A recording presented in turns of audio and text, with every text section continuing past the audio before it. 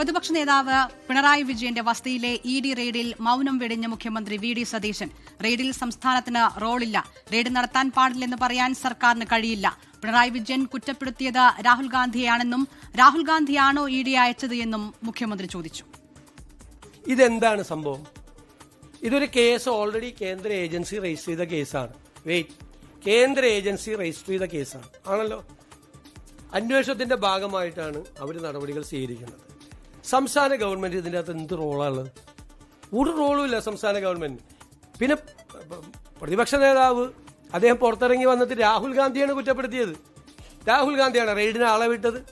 അദ്ദേഹം പ്രധാനമന്ത്രിയെയോ BJP നേതാക്കളെയോ BJP സർക്കാരിനെയോ ആരെയും കുറ്റപ്പെടുത്തിയില്ല, ഒരാളെ കുറ്റപ്പെടുത്തിയില്ല. അദ്ദേഹം കുറ്റം പറയാനുണ്ടായിരുന്നത് രാഹുൽ ഗാന്ധിയാണ്. ഇ ഡി ഉദ്യോഗസ്ഥർക്കെതിരെ CPIM പ്രവർത്തകർ നടത്തിയ കയ്യേറ്റത്തെ മുഖ്യമന്ത്രി വിമർശിച്ചു. പോലീസ് സമയോചിതമായി ഇടപെട്ടു. CPIMന് രാഷ്ട്രീയമായി പ്രതിഷേധിക്കാമെന്നും മുഖ്യമന്ത്രി പറഞ്ഞു. കേന്ദ്രത്തോട് താൻ ആവശ്യപ്പെട്ടതനുസരിച്ചാണ് ഇ ഡി റെയ്ഡെന്ന CPIM വിമർശനത്തെയും മുഖ്യമന്ത്രി വി ഡി സതീശൻ പരിഹസിച്ചു. CPIM നേതാക്കൾ തമാശ പറയുകയാണെന്നായിരുന്നു മുഖ്യമന്ത്രിയുടെ പ്രതികരണം. ആഭ്യന്തര വകുപ്പ് ചെയ്ത് ഞാൻ ആഭ്യന്തരമന്ത്രിയെ പ്രത്യേകമായി അഭിനന്ദിക്കുകയാണ്.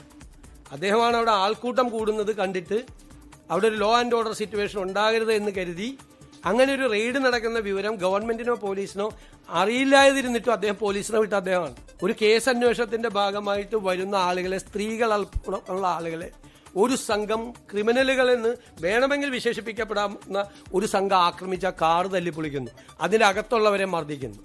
അത് ക്രമസമാധാന ലംഘനമാണ്, ഒഫൻസാണ്. അത് ഒരു കാരണവശാലും അനുവദിക്കില്ല. ഞാൻ ആദ്യമായിട്ടാണ് നരേന്ദ്രമോദിയെ നേരിൽ കാണുന്നത്. ഞാൻ ഉടനെ തന്നെ പറഞ്ഞു, പിണറായി വിജയന്റെ വീടൊന്ന് റെയ്ഡ് ചെയ്യണം നാളെ ED കൊണ്ട്. അപ്പോൾ ഉടനെ മോഡി അപ്പം തന്നെ ഫോണെടുത്ത് കുത്തി.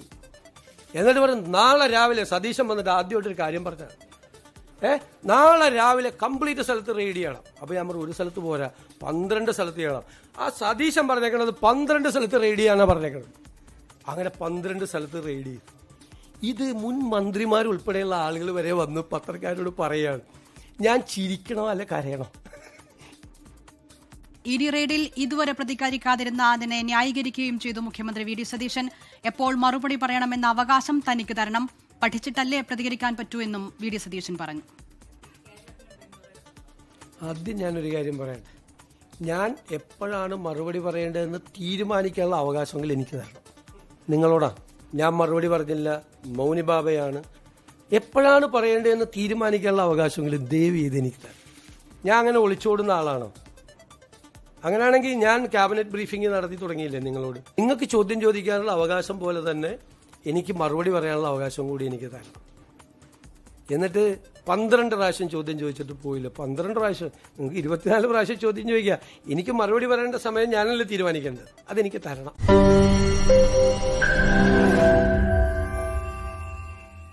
ലോകത്തെവിടെയായാലും ഏത് സമയത്തും 24 വാർത്തകളും ഓഗ്മെന്റഡ് റിയാലിറ്റി പാക്കേജുകളും എക്സ്പ്ലെയിനറുകളും വിശദമായി കാണാൻ ഞങ്ങളുടെ YouTube ചാനൽ നിങ്ങൾക്ക് സബ്സ്ക്രൈബ് ചെയ്യാം.